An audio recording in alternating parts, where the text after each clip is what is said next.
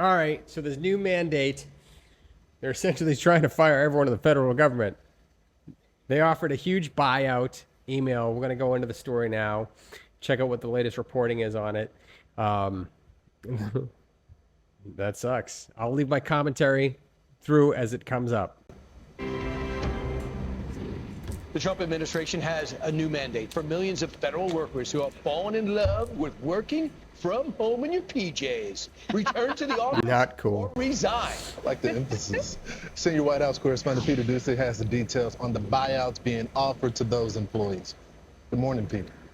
Good morning. The feds, the new Trump team, thinks they could save 100 billion taxpayer dollars because they think that many people, that many federal government employees are going to reply to an email they got last night with the word resign.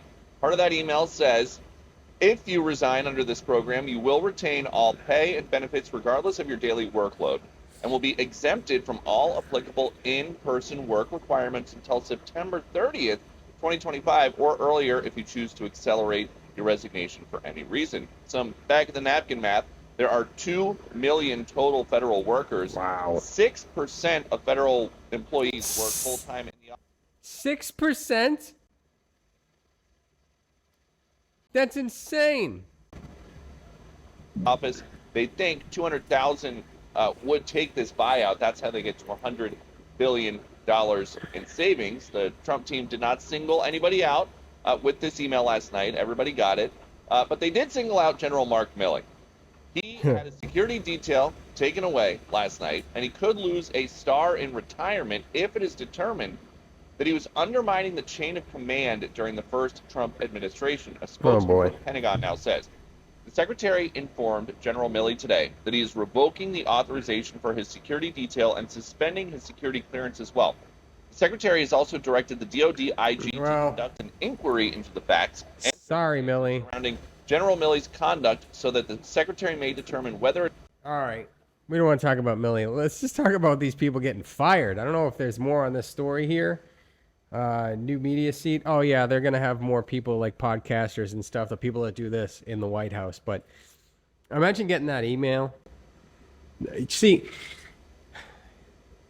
I think that if you're gonna work for the federal government, that you should be highly efficient at what you do, because it's a cost center. It's an expense. It's not a profit generating thing for the people. It's a service, but it's not something where we go and we make a profit. Like you sell something and it's worth more money than what you started with. It's an expense. It's a necessary expense. It's like business administration. Like if you're a plumber, all right, and you have to go do the actual labor and you have all the parts, right? You can buy the parts, mark them up a little bit for a profit, and then do your service for a markup, and then you make a profit with that. But then at home, you have to take all the receipts, do all the paperwork, the billing, collect all that.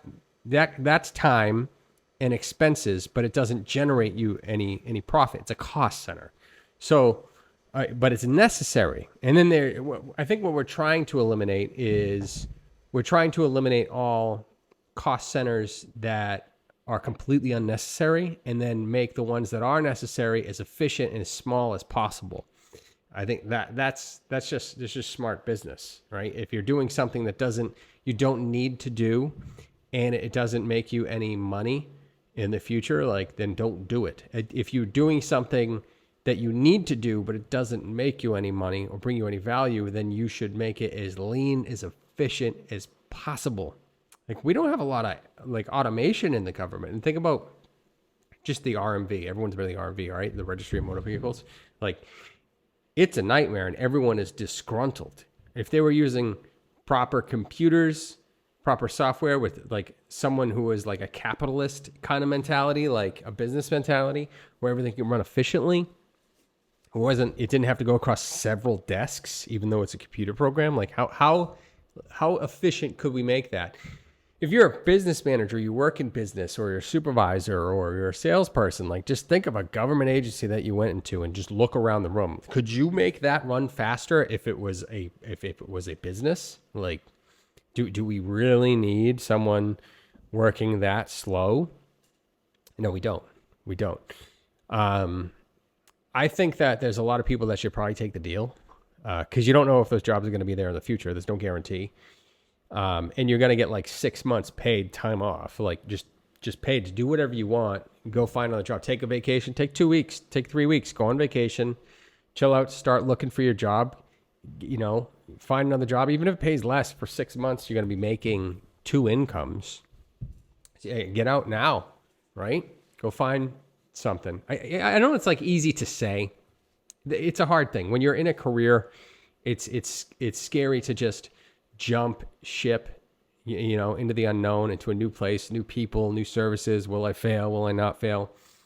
But there's also like a lot of unions and stuff in government. I'm not really pro-union. Some guys work really hard, like the brownies at UPS and those guys. I get some family that does that, and like they earn their keep. There's a lot of tradesmen that are in trades. Like I'm still not a union type guy, but I could see where some of them, they're super hard workers, but they just don't. They don't want to do the negotiating. They want someone else to do it for them. I know guys that'll work their butt off, but they can't sell themselves at all. Like if they were in charge of selling their services, like being the salesman for themselves, they would be making minimum wage, but like working like they're making $150,000 a year.